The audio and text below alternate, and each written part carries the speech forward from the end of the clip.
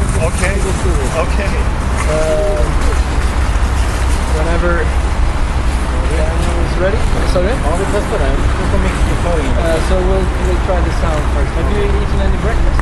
Yes, I have. I had a fabulous breakfast at the Clarion restaurant. Eggs, pancakes, and maple syrup. Great. Okay. Okay, Rob? Yeah. I'll ask Keith as well, but I'll ask you too. So, why are you here in Sweden? We're here in Sweden because we feel that what's happening in Vancouver and Ikea's union busting model in Vancouver, if they're successful, could potentially go global.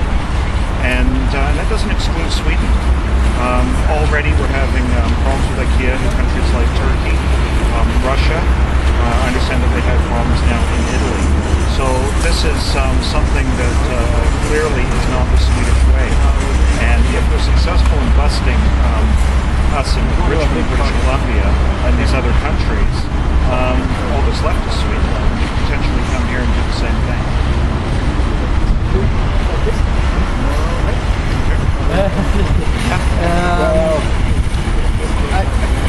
There are two reports.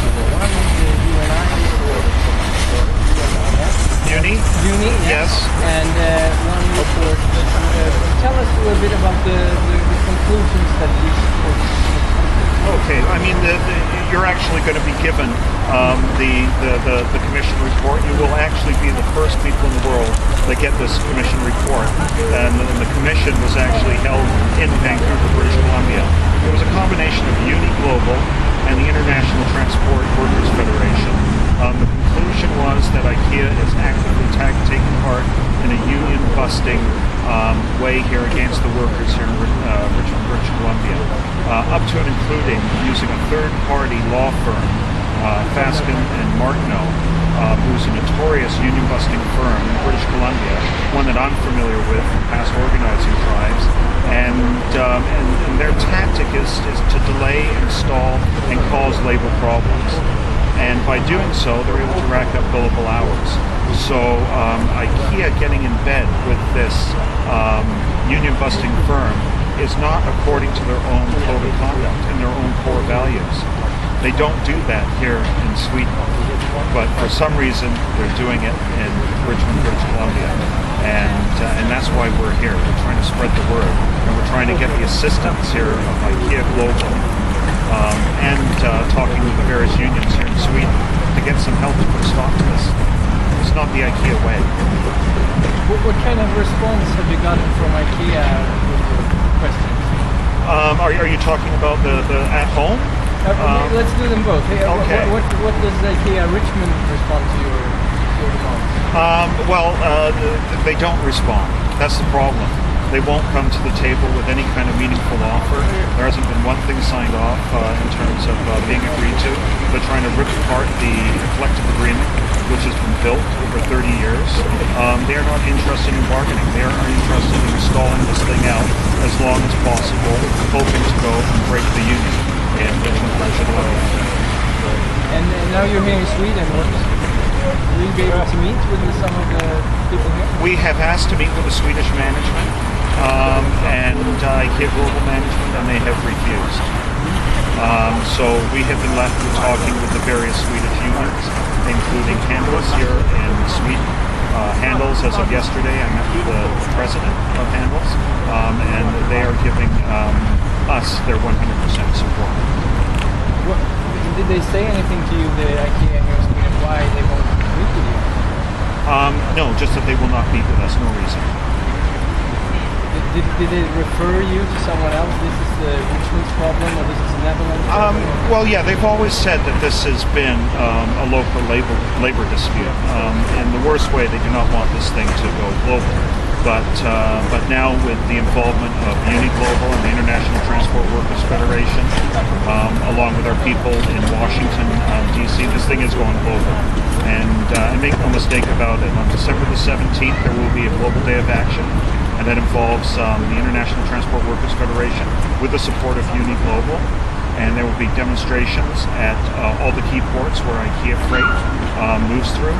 And if this thing does not get resolved, we will be upping the ante, and it will be global action, and that includes their entire IKEA global supply chain. So we're hoping that through the message here at Sweden and through IKEA Global, that they get the message, get back to the bargaining table, come to a collective agreement before the global action takes place. But we're ready to go. This agreement that the company in Richmond said, accept this or don't come back. What are your major issues? Well, you know what? I would say the same issues that Keith Austin illustrated to you. Those are some of them. Sorry, you have some... Oh, I got that again. I'm sorry. That's my Dry Vancouver now. Yeah.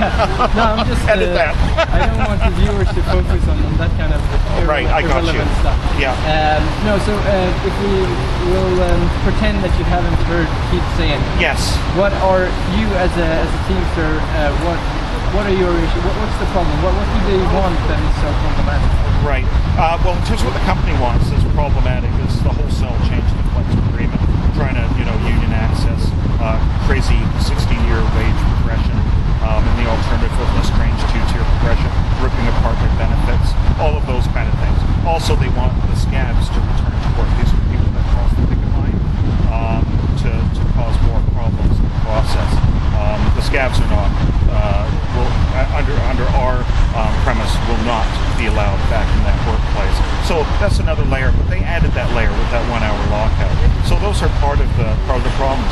The other problem I have, I got a real problem with them using this union busting law firm to go and do their negotiating for them and do all their dirty tricks. If IKEA wants to do their dirty tricks, why not do it themselves?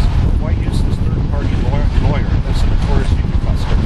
That is a key problem here. If that lawyer was not there when we had IKEA Global directly involved in this, I can almost guarantee you that we would have a successful collective agreement. I think we're almost done. Is something we haven't said anything? No, I just think that with this thing going global, and first the global solidarity and then global action, this will have an impact on all the IKEA stores worldwide, and they will feel economic harm that they've never felt before. We're hoping that through our alliances here with the Swedish unions and the global unions, that they figure this thing out, get back to the table, because all the workers want is to keep what they have. They're not looking for anything else. Thank you. Thank you so much.